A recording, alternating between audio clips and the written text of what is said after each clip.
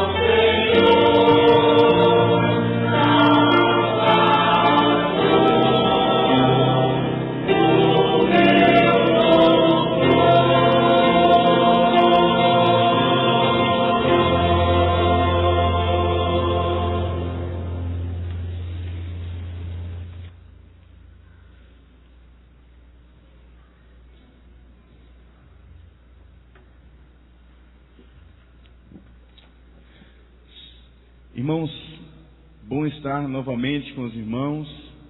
Saudamos toda a igreja com a graciosa paz do Senhor Jesus Cristo. Amém?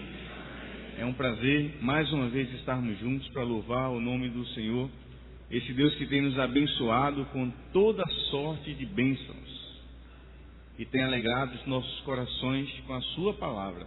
Amém? Vamos ficar de pé para louvar esse Senhor Jesus Cristo e sob a regência da nossa irmã Dilce Gouveia, os hinos 375 do cantor cristão e 385 também do cantor cristão.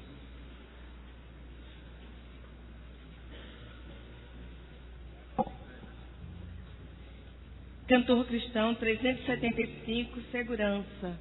Vivo feliz, pois sou de Jesus.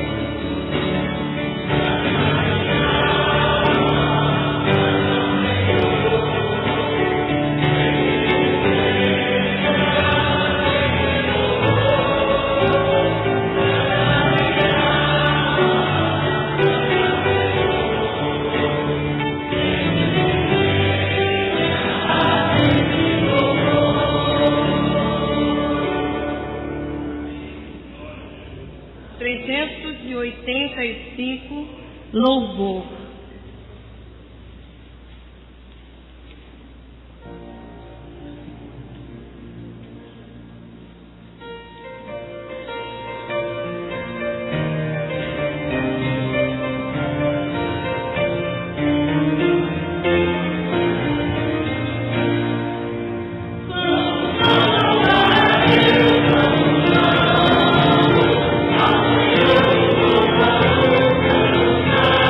Oh,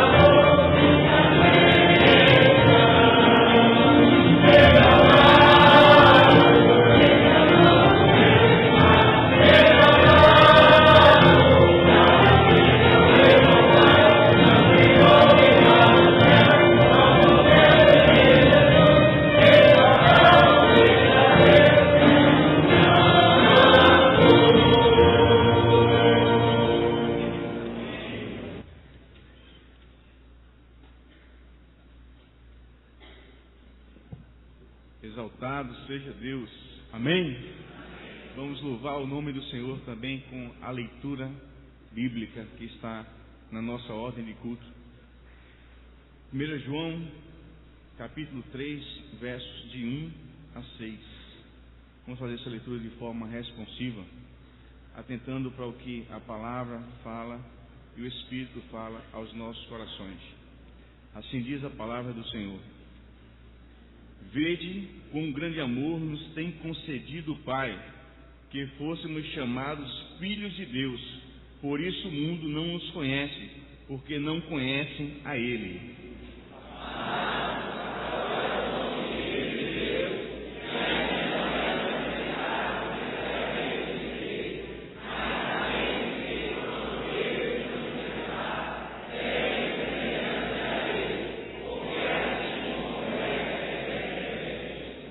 Qualquer que nele tem essa esperança, purifica-se a si mesmo, como também ele é puro.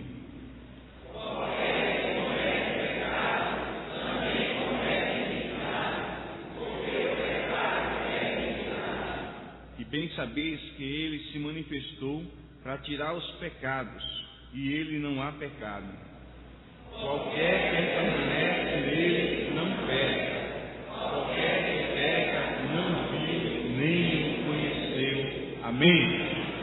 Aplique o Senhor Jesus Cristo, a sua palavra, em nossos corações e nos faça sempre pensar em estar próximo de Deus, junto ao Pai. E assim como o texto nos sugeriu, se estamos com Ele, não temos condição de permanecer no pecado. Que o Senhor aplique essa leitura em nossos corações. Amém. Nós vamos orar ao Senhor nesse instante, agradecidos a Deus pelo que o Senhor tem feito nas nossas vidas, e pedir misericórdia a Deus para que Ele permaneça no meio de nós, que sejamos dignos da sua presença, que possamos estar sempre junto a eles. Nós vamos orar e eu convido o irmão Antônio e a irmã de Jailda nesse instante. Eles vão orar nesse instante, agradecendo ao Senhor Jesus por tudo que o Senhor tem feito nas nossas vidas.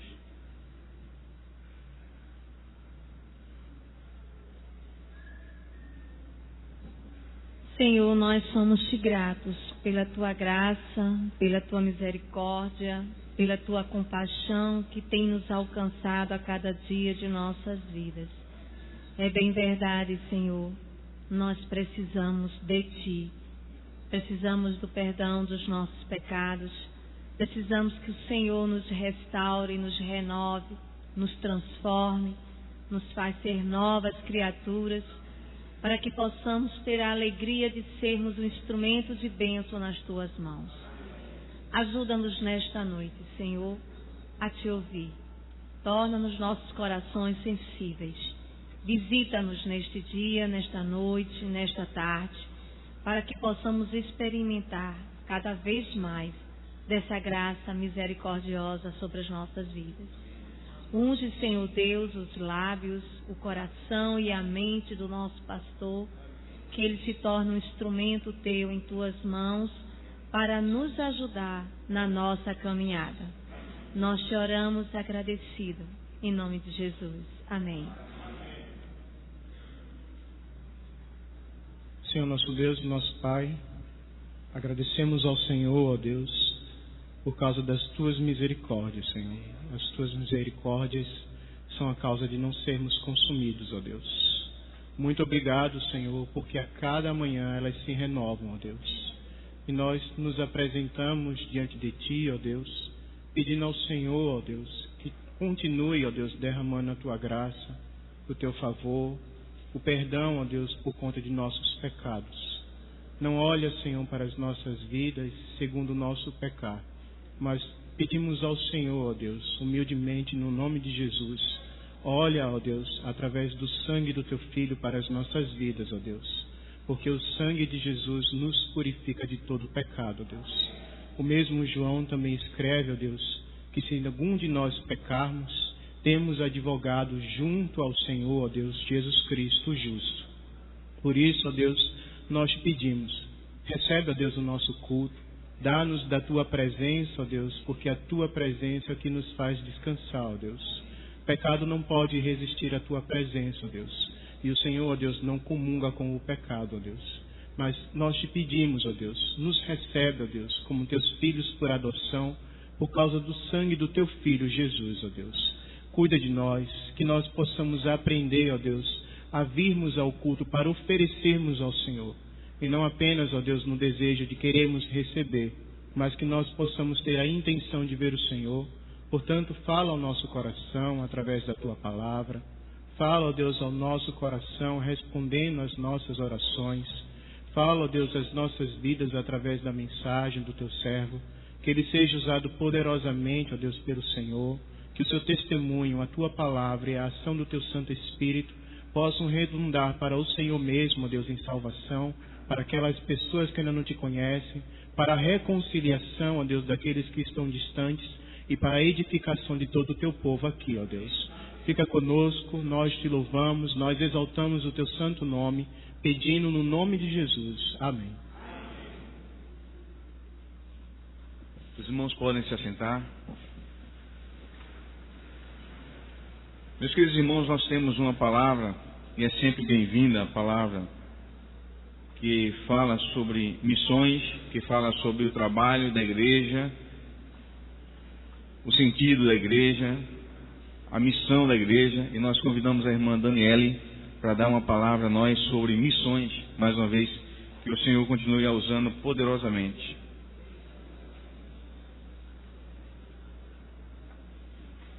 Graça e paz, irmãos.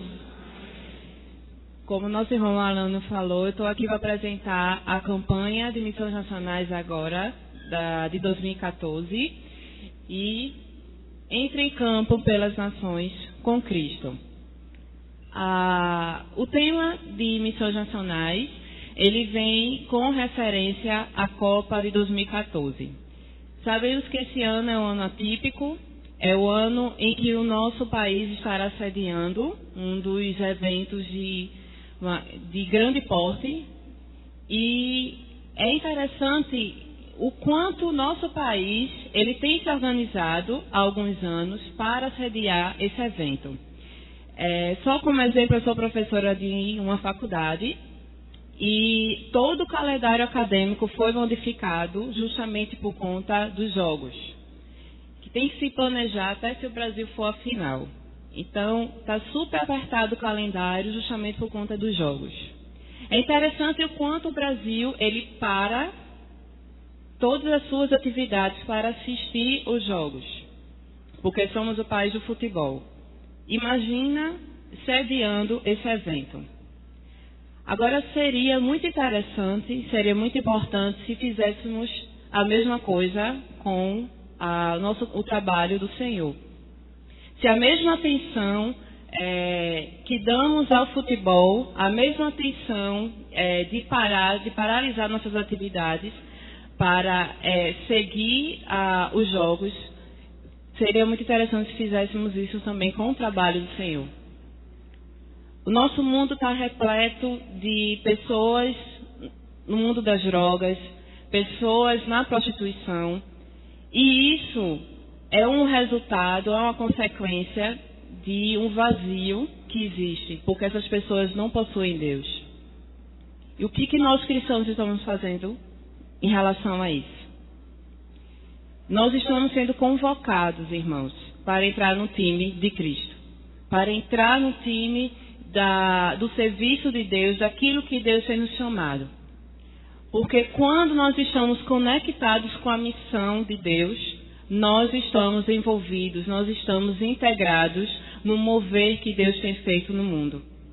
Então hoje, Deus não quer que nós estejamos apenas na torcida, mas Deus, Ele nos convoca para o time de Cristo.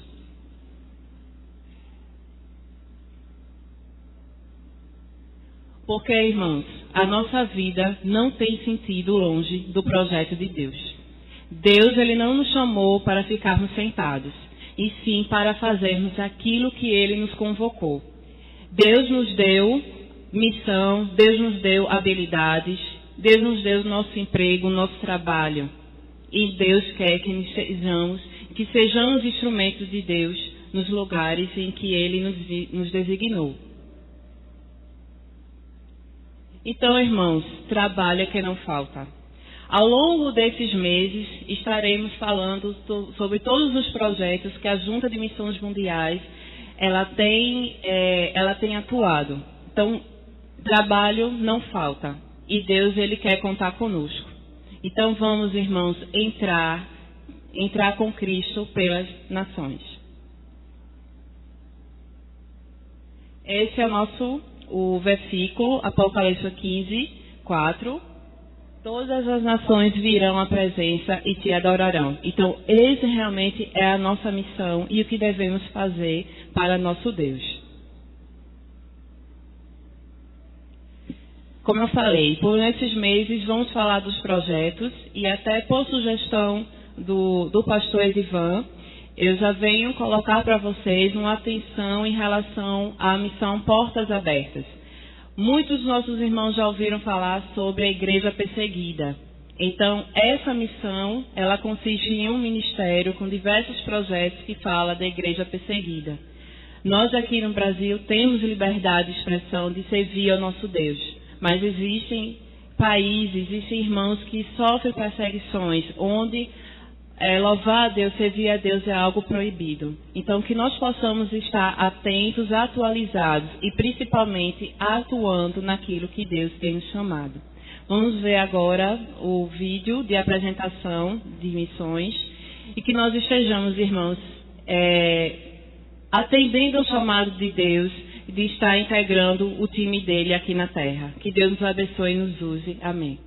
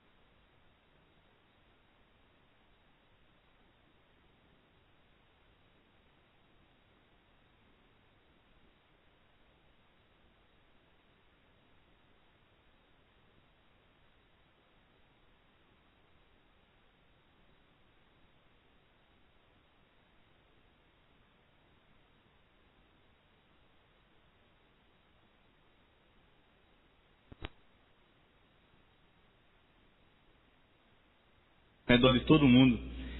Isso sem haver um comprometimento, sem entrar em campo todos nós. Imagina se nós todos entrássemos em campo, o que nós poderíamos fazer, o que nós poderíamos impactar, o impacto que o mundo teria se nós conseguíssemos todos nós fazer um pouco mais ou fazer mais. A palavra do Senhor diz: mas recebereis a virtude do Espírito Santo, que há de vir sobre vós, e ser-me-eis testemunhas tanto em Jerusalém como em toda a Judéia, Samaria e até os confins da terra. Vamos repetir?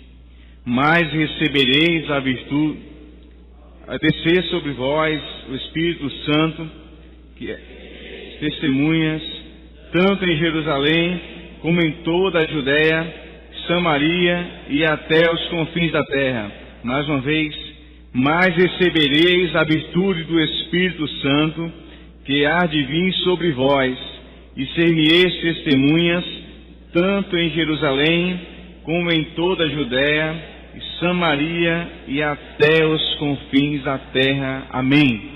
É desafiador. É desafiador. Que a irmã colocou aí, o vídeo, ele move os nossos corações, mas enche de um sentimento que muitas vezes não é o sentimento correto. Nos enche de emoção, né? Aquela vontade, aquela alegria e tal. Mas a palavra de Deus, ela é razão. Ela é razão. Então temos que fazer, começar. O Espírito de Deus, se habita em nós, ele nos move a fazer isso, esse trabalho. Que o Senhor tenha misericórdia de nós e nos faça sair do estado de inércia que muitas vezes nós nos encontramos. Amém? Meus queridos irmãos, eu queria convidar a ficar em pé aqueles que estão nos visitando nessa noite, início de noite.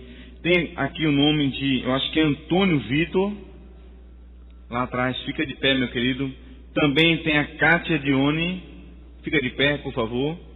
Eu queria que ficasse de pé se foi algum irmão que convidou você, alguém que trouxe você, ou vocês vieram sozinhos. Pode acenar, sim ou não? Veio só? Sozinho, né? E a irmã sozinha também. Glória a Deus. Mais algum visitante está entre nós? Fique de pé para que nós possamos conhecê-la.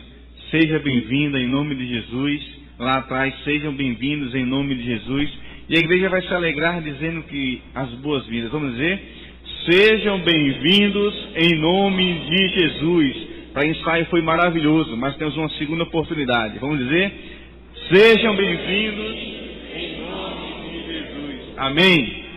Sejam bem-vindos. Podem sentar, meus queridos. É um prazer ter vocês aqui conosco para ouvir dessa maravilha, dessa preciosidade que é a palavra de Jesus Cristo. Amém? Queria compartilhar com os irmãos rapidamente. Haverá acampamento esse ano. A irmã Mary Ruth já avisou. E eu estou muito feliz porque o pastor Ivan estava fazendo contato. Possivelmente já temos o preletor certo. Uma bênção. Vamos divulgar isso aí em primeira mão, em instantes. Mas está tudo certinho. E vai ser um privilégio ter vocês. Nunca tivemos acampamento tão próximo. Então fica muito fácil. Aqueles que não querem dormir lá, mas passar o dia na comunhão. Então é muito bom. Os jovens e os adolescentes, tenho certeza que vão lotar, né, e vão dormir lá de alguma situação, de alguma forma. Mas nós somos igreja. Programa, crente antigamente não tinha programa de carnaval, mas agora é viajar.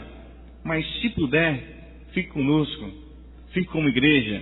Junte-se a nós. Nós estaremos num momento de comunhão. Já temos um tema. A melhor, uma divisa e um tema. A divisa é essa que nós lemos agora, Atos 1:8. É missões. É missões. Temos que pensar no que Deus pode fazer através da instrumentalidade da igreja. Amém? Nós vamos ainda a um momento muito especial do culto, que é um momento de dízimos e oferta.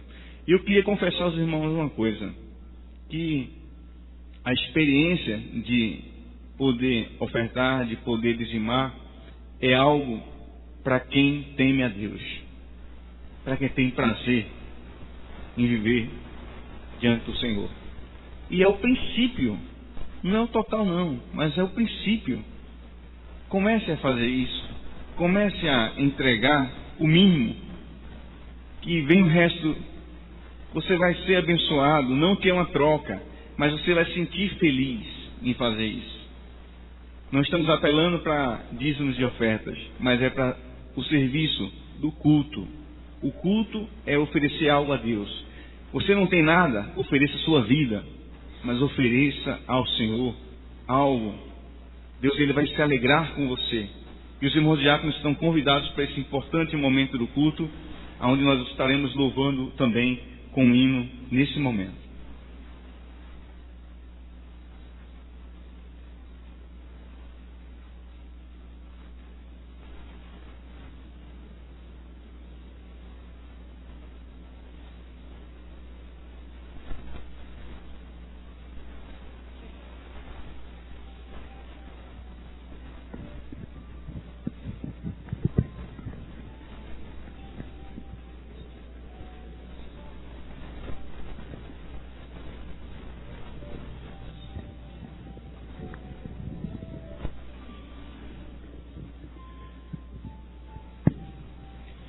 Senhor nosso Deus e Pai, louvado, Senhor, engrandecido seja o Teu nome, Senhor. Obrigado, ó Deus, porque já ouvimos, Senhor, as músicas, ó Deus, que fala de Ti, ó Deus, e que estamos alegres por sermos, ó Deus, participantes, Senhor, da Tua casa, deste banquete espiritual. Já ouvimos a Tua palavra lida, Senhor, explicada. Já ouvimos, ó Deus, esta reflexão sobre missões, ó Deus, que fala muito aos nossos corações, Senhor. E agora, ó Deus, prepara-nos quando vamos, ó Deus, completarmos esta mordomia, Senhor, que é a entrega dos nossos dízimos e as nossas ofertas, Senhor. E pedimos, ó Deus, que Tu trabalhes em cada coração aqui presente, ó Deus, que eles possam, Senhor, através desta entrega simbólica, também, Senhor, fazer entrega das suas vidas, Senhor. Cremos, ó Senhor, que Tu te agradas mais, Senhor, quando nós entregamos tudo em Tuas mãos, Senhor, e deixamos que Tu as dirijas a nossa vida. Abençoa a Tua igreja, abençoa Teu povo aqui nesta noite. Abençoa, Senhor, os nossos amigos visitantes, em especial aqueles que ainda não têm uma experiência de salvação contigo, que eles possam, Deus, nesta noite, abrir o seu coração e deixar que Jesus faça uma morada eterna, Senhor, na sua vida. Nós te pedimos estas bênçãos. É em nome de Jesus. Amém, Senhor. Amém. E como Moisés levantou a serpente no deserto, assim importa que o Filho do Homem seja levantado, para que todo aquele que nele crer tenha a vida eterna. João capítulo 3, versículo 14 e 15. Ó, olhai, pois, e vivei. Cantemos. 264 do Inário para o Culto Cristão.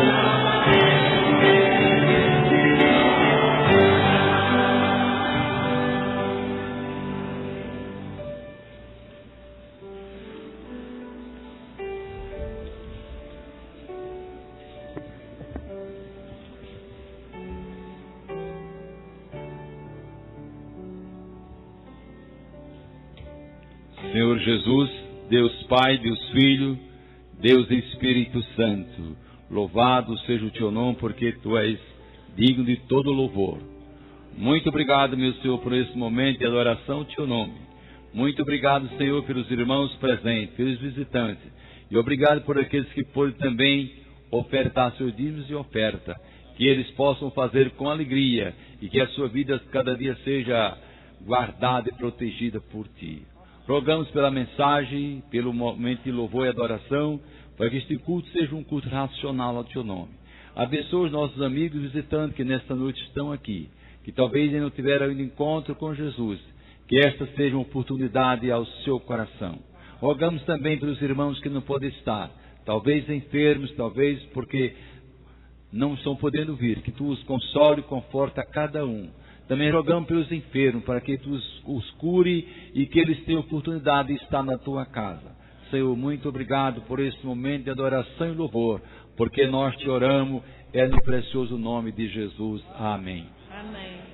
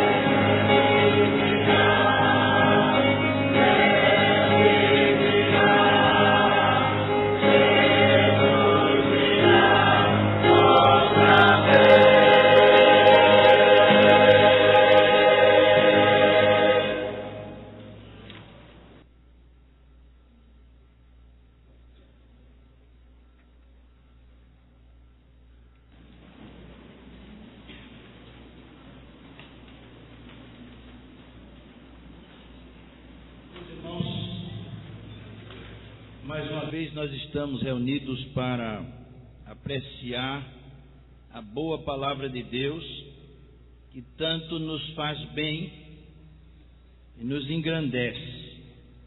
A palavra de Deus, ela é peculiar, ela nos diminui, depois nos engrandece. Ela nos rebaixa à categoria de pecadores, distantes de Deus, não filhos. Antes de conhecer a palavra de Deus, nós pensamos, todo mundo é filho de Deus.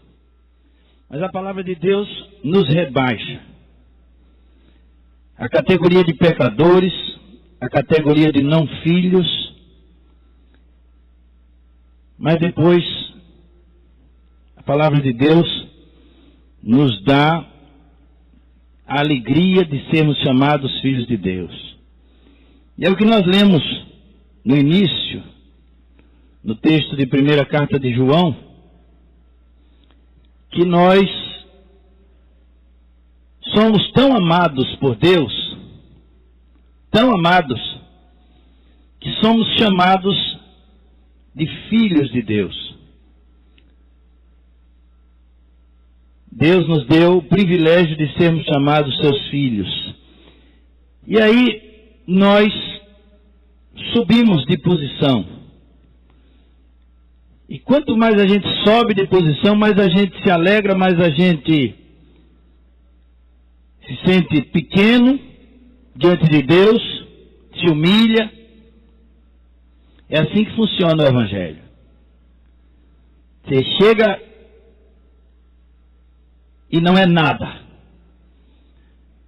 E aí você olha para Deus, que é tudo, e você vê Deus, vê tudo que Deus tem, a palavra de Deus, e aí você vai crescendo, vai crescendo, vai crescendo. E você vai, como diz Paulo aos Filipenses, vai chegar à perfeição, que é Jesus Cristo. O alvo de Paulo é Jesus Cristo. Isso é a perfeição. É chegar à estatura de varão perfeito. A estatura de Cristo. A plenitude. Caminhar para a excelência. Mas nós estamos estudando na escola bíblica dominical e a igreja, ela está numa grande escola bíblica dominical. Os professores, os alunos, nós nos reunimos aqui numa reflexão sobre as lições. Eu estou muito contente com isso, irmãos, com estudarmos a Bíblia, estudarmos o Antigo Testamento, a história de Deus, o caminho de Deus com o homem, como falei para os irmãos hoje pela manhã. Caminho de Deus com o homem. Meus irmãos, Daniele, ela falou sobre missões mundiais. Missões mundiais em solo brasileiro.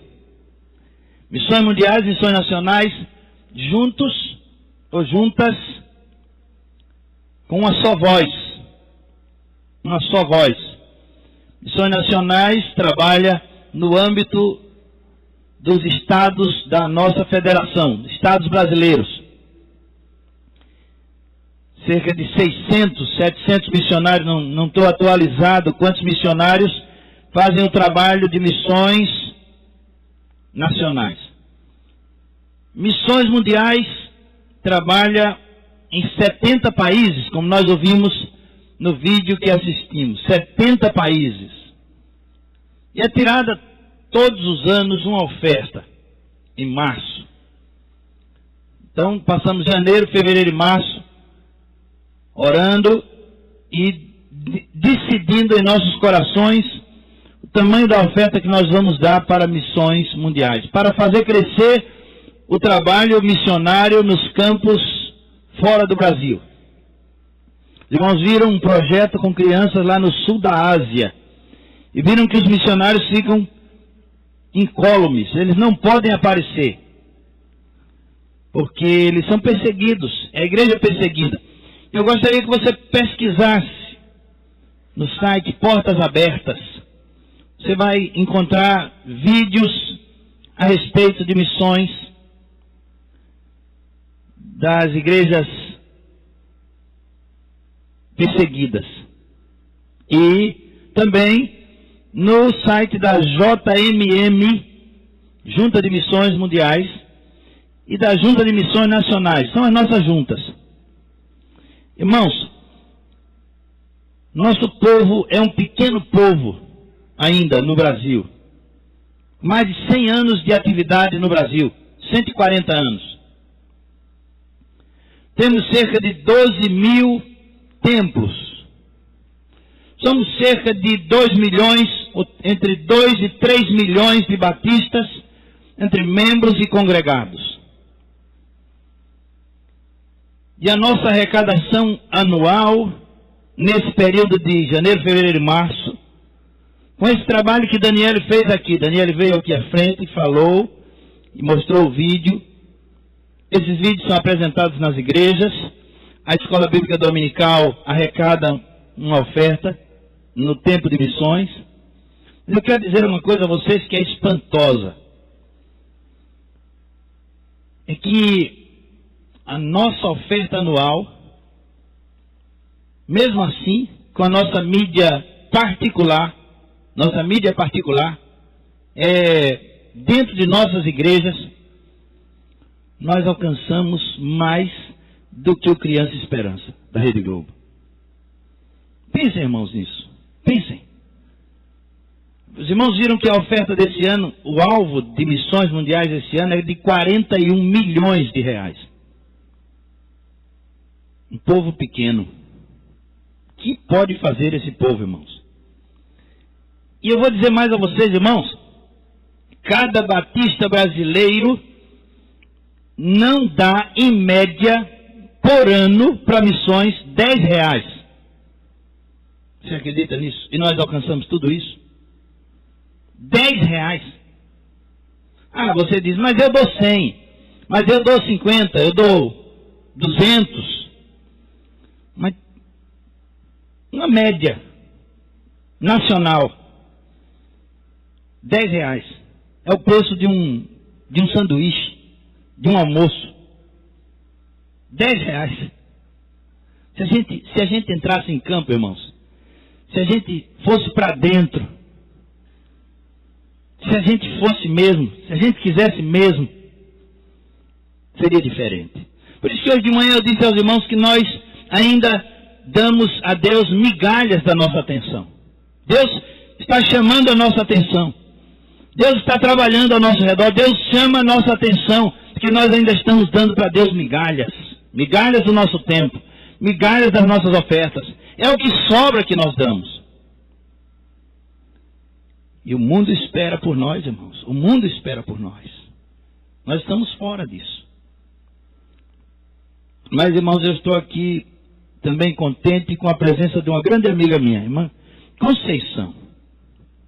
Grande amiga, posso dizer assim. E eu agradeço a Deus pela tua vida, pela tua presença aqui. Deus continue te usando e abençoando toda a tua família. Irmãos, nós vamos pensar hoje também, agora de noite, em Moisés e o povo de Deus lá no Egito. Alguém me disse hoje de manhã, ô pastor, hoje o povo vai sair do Egito ou não vai? Vamos segurar um pouquinho ainda, né? Vamos segurar ainda um pouquinho. O povo vai sair do Egito ou não vai? Mas eu quero pensar com vocês e quero estimular vocês. Estude a Bíblia, irmãos. Estude. Vá para a classe de Escola Bíblica Dominical. Exija do seu professor. Exija do seu professor. Faça perguntas. Estude a lição. Se você não tem uma revista, se você não tem uma lição, peça a Hélia, a Júnia, peça as irmãs, a irmã Semês. Irmã Semês está aí? Está enferma. Mas peça uma revista. Fale conosco. Fale. Nós podemos arranjar uma revista para você. Não fique de fora. Estude, irmão. Tem uma grande mensagem de Deus para o seu coração. Então, povo hebreu, os irmãos de José, e José, com seus filhos e netos e bisnetos, eles passaram 400 anos no Egito. 400 anos. E nesse período eles cresceram muito. Se tornaram um grande povo. Ele não era uma nação, era um povo. E não era uma nação porque eles não tinham governo. Eles não tinham, apesar deles terem alguma lembrança do que foi que Deus falou a Moisés, a Abraão, a Isaac, a Jacó, eles tinham alguma lembrança. Quando Deus se apresenta a Moisés, ele diz: olha, Moisés, eu sou o Deus de teu pai. O pai de Moisés era Arão, a mãe era Joquebede. Então Deus se apresenta como Deus de Arão. Isso significa, irmãos, que Arão, ele tinha conhecimento de Deus no Egito. Algum conhecimento, era muito pouco. Porque ao longo de 400 anos, eles foram recebendo muita influência do Egito. Mas eles tinham algum conhecimento de Deus. E eles cresceram. Ficou um povo tão grande que amedrontou Faraó. Faraó pensou: olha, esse povo pode se unir às nações ao redor. Se esse povo descobrir a força que ele tem, ele vai nos destruir. Ele vai tomar o Egito. Mas era um povo feito para ser escravo. Era um povo feito ali à escravidão. O perfil deles era de servos. Eles não tinham armas. Não tinham planejamento de guerra. Não tinha nada disso. Eles sabiam fazer tijolo. Sabiam levantar paredes. Construir cidades. Eram pedreiros. Uma nação, um povo, toda uma família de pedreiros. E eles começaram cuidando de animais. Eram também muito bons nisso. Os irmãos se lembram de Jacó? Jacó passou 20 anos com seu sogro Labão, 20 anos trabalhando como pecuarista, cuidando de ovelhas, de rebanhos. Eles eram bons nisso também, eles conheciam tudo disso. Tudo. Mas esse povo cresceu muito. E Faraó ficou com medo deles. E começou a massacrar o povo de Deus. Começou a massacrar eles. Começou a colocar sobre eles um peso, uma carga muito pesada. Quanto mais eles cresciam, mais a estratégia de Faraó era massacrar o povo, para o povo chegar em casa cansado e não ter relacionamento nenhum de esposa, de marido, de filhos, não se alegrar, chegar e dormir. Era essa a estratégia de Faraó. A gente vai cansar eles, esgotar eles, vai dar a eles uma jornada de trabalho de 16, 18 horas. Desde as 4 da manhã, quando o sol sair, eles já tem que estar na rua, já tem que estar trabalhando até o sol se pôr. E eles vão ter que trabalhar muito, que é para ele não ter tempo para nada, para se alegrar, nenhum prazer, nenhuma alegria. Foi a estratégia de Faraó. Quando eles entenderam, quando Moisés chamou o povo, disse: olha, vocês, Deus me falou e nós vamos sair para adorá-lo. E o povo disse: mas nós não podemos, isso é uma loucura, a gente vai sair daqui, o Egito é a nossa vida. Eles eram escravos, natureza de escravos. Aí Moisés foi falar com o Faraó. O Faraó disse: vocês estão querendo sair, deixar o trabalho? Eu vou dar mais trabalho a você. E deu mais trabalho a eles. Deu mais trabalho a eles. Vocês recebiam, devia ser outros povos, outro povo que levava para eles a palha. Cortava a palha e levava para eles a palha. E com a palha eles faziam o tijolo. Misturava a massa com a palha e fazia aquele tijolo. No sol.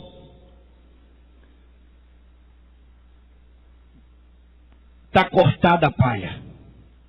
Quando ele entendeu que eles estavam querendo sair para adorar a Deus, para fazer... Ele pensou, esses caras estão querendo fazer piquenique. Estão querendo brincar comigo. Eu vou apertá-lo mais ainda.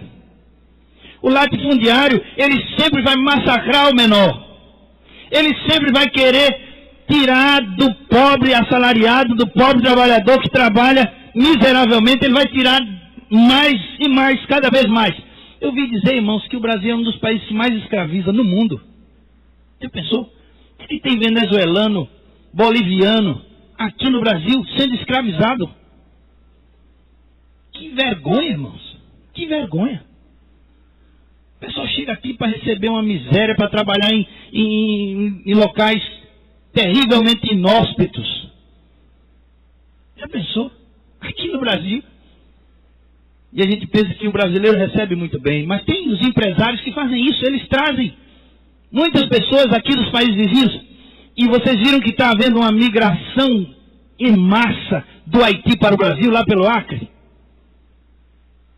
Estão passando fome lá, estão morrendo na miséria. E eles estão vindo para o Brasil pedir ajuda. Aí chega aqui os empresários, enchem os caminhões, levam para suas empresas e dão só o pão e a água, a comida. Fica vendendo numa mercearia e se eles vão comprando o mês inteiro, no final do mês, em vez de receber, fica devendo ainda. Mas era assim que Israel estava sendo tratado no Egito. Desse jeito. O povo que tinha promessa. Você já pensou o que acontece com muita gente? Muita gente tem a promessa. Deus tem a palavra ali. A palavra está com ele. Mas ele vive como escravo. Sem conhecer Deus, ou sem apelar para Deus, sem buscar a Deus, vive como escravo. Tem muita gente assim. Escravo do pecado. Mas, irmãos, o povo cresceu muito, ficou muito poderoso. Eram cerca de 2 milhões, homens, mulheres e crianças. E aí,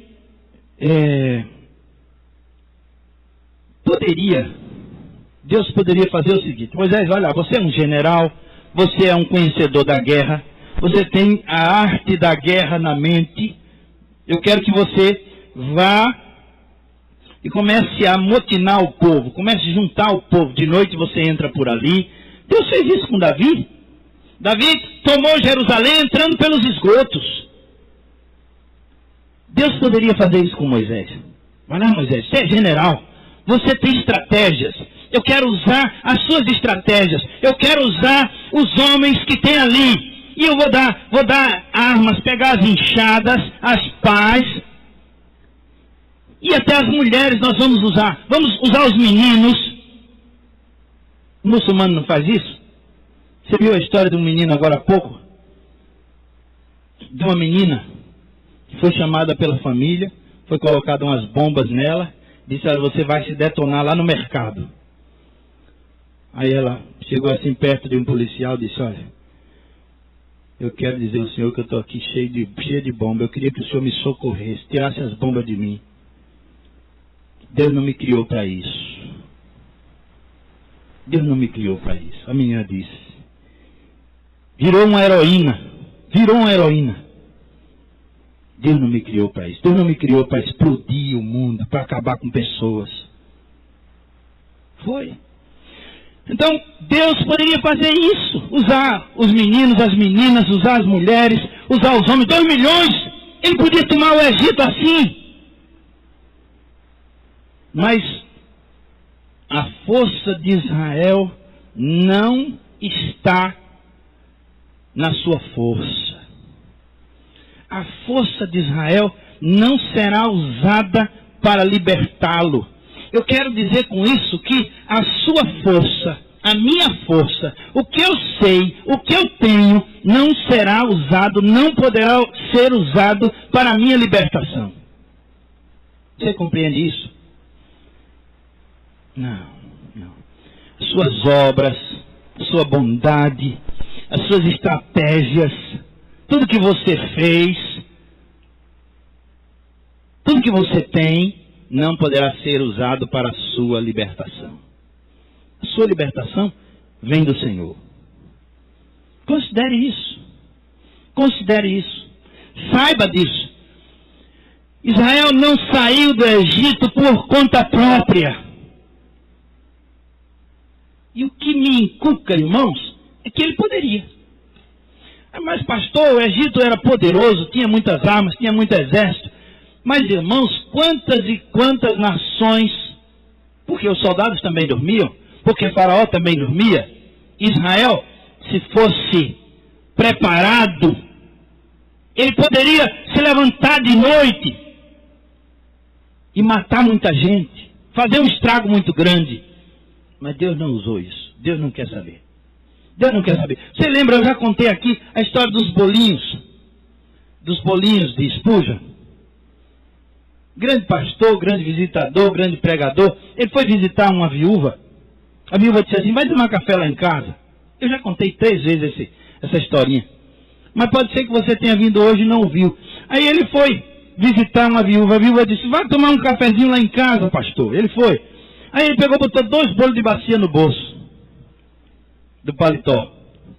Aí chegou lá na casa da viúva, quando ela saiu da sala para pegar o café, ele botou os 2 bolinhos em cima da mesa. Aí a irmã chegou, pegou os bolinhos e jogou pela janela. Mas que coisa! Que foi que houve, irmã? Por que a senhora fez isso? Aí ela disse que eu convidei o senhor, não pedi para o senhor trazer nada não. Não pedi para o senhor trazer nada não. Ele pensou, vou ajudar a irmã é pobre, né? Eu convidei o senhor, não pedi para o senhor trazer nada. Quando Deus convida a gente, Ele não pede para a gente trazer nada não, irmãos. Nem pense. Suas obras, mas eu sou uma pessoa boa, sou um bom marido, sou um bom filho, sou um bom pai. Nada disso serve. A nossa justiça é trapo de imundícia. Para a nossa salvação isso não serve. Você será salvo, você será liberto pela graça, pela misericórdia de Deus, pela força do Espírito do Senhor. É no poder do Senhor, não é no seu poder. Se depender de você, você está perdido. Se depender de mim, eu estou perdido. A força de Israel não o pode salvar. Essa é a primeira verdade. A segunda, não será fácil. Essa foi estudada hoje pela manhã na Escola Bíblica Dominical. Não será fácil tirar o Egito do comportamento. Lembram disso? Foi estudado hoje de manhã na Escola Bíblica. Não será fácil tirar o Egito do comportamento. Você sai do Egito, mas não tira o Egito de dentro de você. E alguém disse que durante 40 anos Israel peregrinou no deserto, 40 anos, para que o Egito fosse tirado de dentro dele. Estava impregnado, irmãos. É impregnado. Às vezes as pessoas dizem assim, mas crente fazendo isso? Foi um crente, está vendo? É porque o Egito ainda está dentro dele, irmão. É o Egito que ainda está dentro dele. Ele ainda está ali com Babilônia dentro dele. Tem uma confusão ainda no coração dele. Ele ainda não se libertou de tudo. Um dia desse eu fui comprar um galeto. O irmão não está aqui, por isso que eu posso contar isso. Pode ser que ele esteja assistindo pela internet. Eu fui comprar um galeto. Aí o irmão estava comendo lá um almoço e tinha uma garrafa de cerveja no pé dele. Mas ele já disse a mim que não era dele.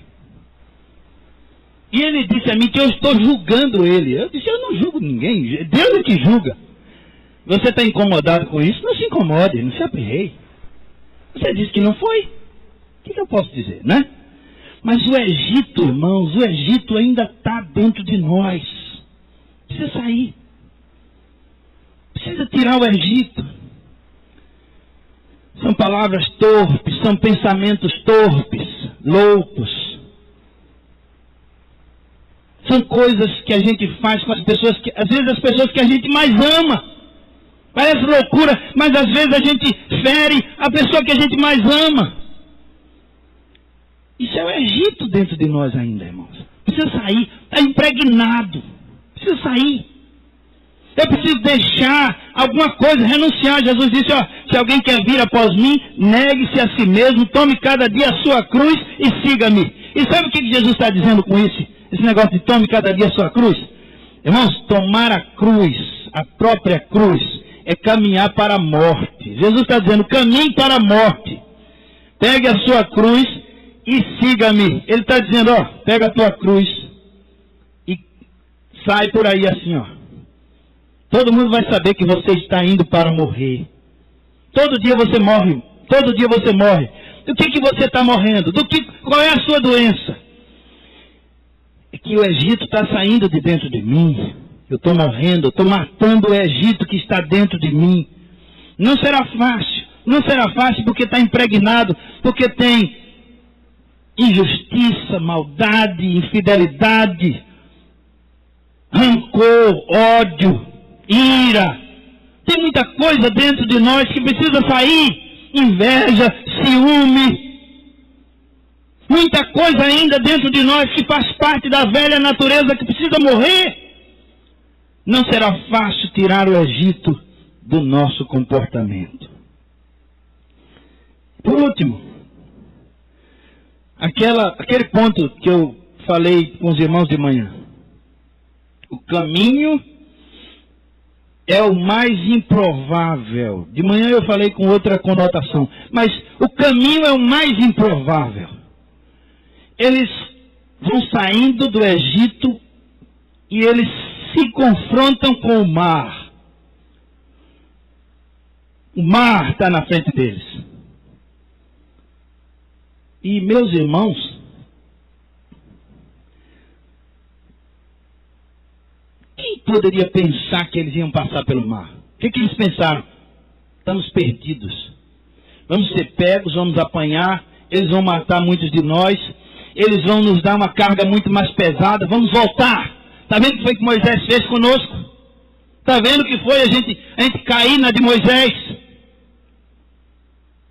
É improvável sair por aquele caminho. O mar está diante deles. Mas, irmãos, Jesus disse, estreito é o caminho, apertado é o caminho, estreita é a porta. Não é fácil. Jesus nunca disse que seria fácil. É um caminho improvável. É um caminho improvável. É um caminho difícil, é um caminho duro. Nós vivíamos num contexto muito diferente. E agora vamos sair. E não é fácil sair. Não é fácil sair. O caminho é o mais improvável. Mas o caminho é Jesus. E Jesus disse, eu sou o caminho. O que nós vimos de manhã foi isso. É que Deus e o homem caminham juntos em Jesus. A união de duas pessoas inteiramente diferentes. Em Jesus se completa Deus e o homem. A nova criatura se estabelece. O novo ser toma fôlego, vive, nasce o novo homem em Jesus. Esse é o caminho improvável. E o mar se abre. Eles passam a pés enxutos. E para isso Jesus teve que morrer. Mas essa caminhada de Jesus que é Deus homem, ela é vista por Paulo. Paulo está trabalhando nessa direção em Filipenses capítulo 3. Filipenses capítulo 3. Paulo apresenta uma personalidade inteiramente rendida ao plano de Deus.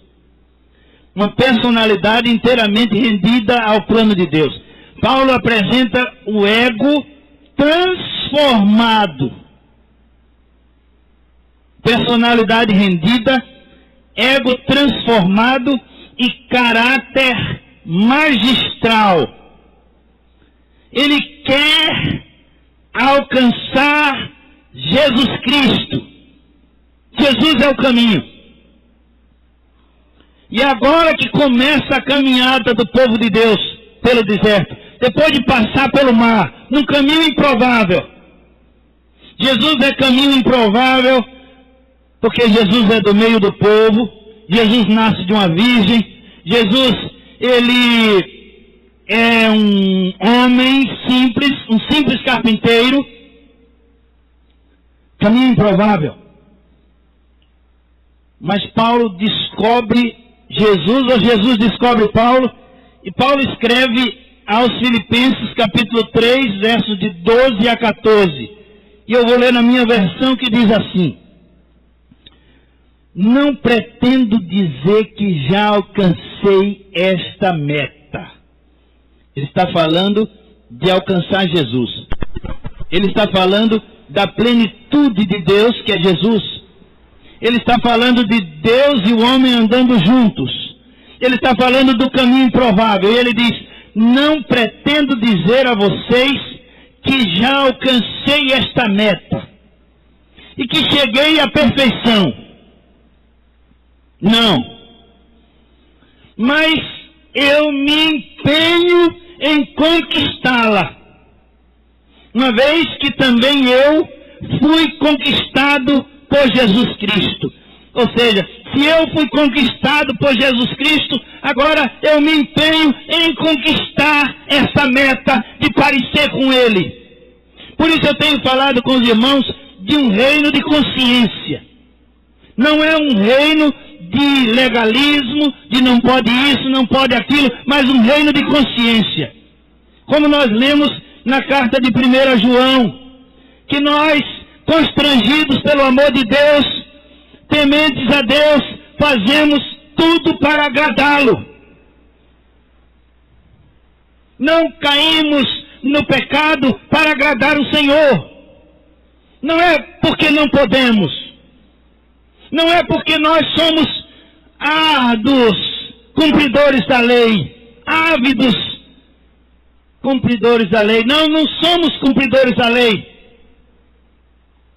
Nós somos agraciados pelo amor de Cristo, e o amor de Cristo nos constrange, por isso nós perseguimos a santificação, caminhamos na direção, e esse caminho é apertado, essa porta é estreita, não é fácil. Jesus já disse que não seria fácil. Como não foi fácil para o povo hebreu passar pelo mar, não foi fácil. Mas aí o apóstolo continua falando da sua experiência com Deus, como é que ele vive. Ele diz: eu me empenho em conquistá-la, uma vez que também eu fui conquistado por Jesus Cristo. Consciente de não tê-la ainda conquistado, ou não ter conquistado ainda a perfeição, essa meta, só procuro isto. Na sua versão ele diz assim, noutra versão ele diz assim: uma coisa faço. Só procuro isso. É a única coisa que eu faço. Prescindindo do passado. Prescindir é dispensar. Dispensando o passado. Dispensando o Egito. Dispensando as minhas obras. A minha justiça própria. prescindindo ou dispensando tudo que eu sei, tudo que eu fui. Eu vou prescindir, eu vou dispensar. É isso que eu faço. Prescindindo do passado e atirando-me ao que resta para frente, ao que está à minha frente. Prossigo ou persigo o alvo, rumo ao prêmio celeste ao qual Deus nos chama em Jesus Cristo. Vocação celestial. Deus está nos chamando, irmãos, para a perfeição, para sermos como Cristo. E Ele chama pessoas assim como nós. Paulo, falando a Timóteo, disse: traga a minha capa, porque vem aí o inverno. Traga os meus livros. Traga especialmente os pergaminhos. Paulo era um homem da palavra. Era um homem bíblico. Era um homem que sonhava com Deus. Sonhava os sonhos de Deus. Ele caminhava na direção de parecer com Jesus Cristo. E se você lê as cartas de Paulo, você fica encantado com quantas vezes ele vai repetir o nome de Jesus. Ele só prega Jesus. E aí, irmãos, qual é o resultado disso? Uma personalidade rendida, um ego transformado e um caráter magistral. O caminho de Deus é improvável, mas é caminho de salvação. Assim que se alguém está em Cristo, nova criatura é, as coisas velhas já passaram, e eis que tudo se fez novo. Uma coisa faço, esquecendo-me das coisas que ficam para trás, eu prossigo para o alvo. Deus está nos chamando para Ele, irmãos. E Ele mandou Jesus nos buscar. Jesus disse: eu sou o caminho, a verdade e a vida. Ninguém vem ao Pai senão por mim. Você quer Jesus? Sabe o que acontecia com Israel lá no Egito? O povo hebreu lá no Egito tinha várias opções, vários deuses. Quando você tem várias opções, você não se decide por nenhuma delas. Mas quando você tem uma única opção, e é essa a proposta da palavra de Deus, nos fazer entender que só há um caminho, nos fazer entender que só há um caminho, só há um Deus, um só mediador entre Deus e o homem, Jesus Cristo, o homem. Ele é Deus e homem. E em Jesus, a humanidade caminha de braços dados com Deus. Em Jesus. Por isso Jesus é o nosso modelo. E Paulo também diz: sede meus imitadores, como eu sou de Cristo. E ele diz mais, ele diz: não vivo mais eu, Cristo vive em mim. Então, irmãos, personalidade rendida, ego transformado, vida magistral. Essa é a proposta de Deus, que é ensinada na escola bíblica e que está sendo refletida aqui nessa hora. Se você tem várias opções, saiba que Jesus Cristo é o único caminho. Se você acredita que Jesus Cristo morreu pelos seus pecados, se você acredita que Jesus Cristo deu a vida por você, que Deus mandou o Filho dele para morrer em seu lugar, eu convido você a entregar sua vida a Ele, a Jesus. Carlos Studd foi um grande missionário, trabalhou 40 anos na África e na Índia. Carlos Stude. Ele disse: se Jesus é Deus e ele veio para morrer em meu lugar, não tem nada que ele me peça que eu não esteja pronto a fazer, que eu não queira fazer. Eu quero fazer tudo que ele me mandar. Tudo. Se ele morreu por mim, ele é Deus e morreu por mim, deu a vida por mim, eu quero fazer tudo que ele mandar. Se você quer Jesus na sua vida, assim como ele é, perfeito, doador da vida, santo de Deus, se você quer Jesus, saia do seu lugar, rendido, personalidade rendida, ego transformado. Essa é a proposta. Para viver uma vida de excelência diante de Deus. Há alguém que deseja entregar sua vida a Jesus? Reconciliar-se com Deus? Há alguém assim? Em nome de Jesus, levante sua mão onde você está. Há alguém?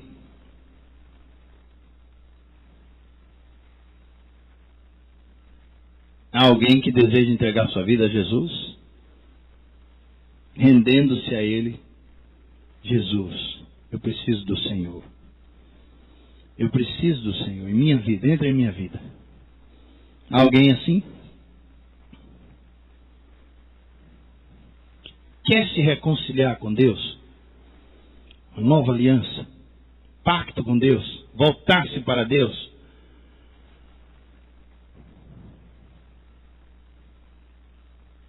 Nós não vamos cantar. Você pode também fazer uma decisão depois do culto. Pode me procurar. Há pessoas que não têm muita disposição de sair do seu lugar na hora do apelo. Ficam constrangidas. Nós entendemos isso. Não é esse passo que você vai dar que vai salvá-lo. O que vai salvá-lo é o quebrantamento. É o coração rendido. Mas se você quer sair do seu lugar e vir aqui à frente, nós vamos orar por você. Entregando sua vida a Jesus. Há alguém assim?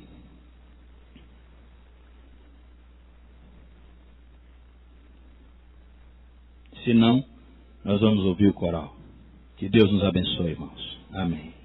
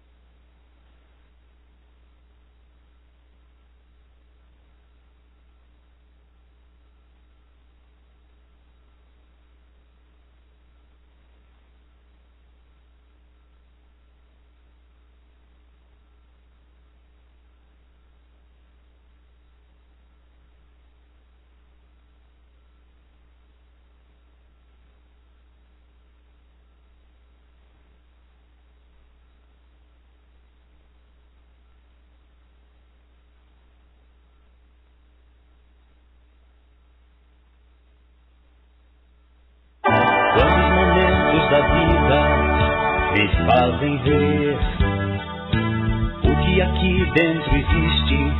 Vou lhe dizer, luto pra conseguir, corro só pra fugir.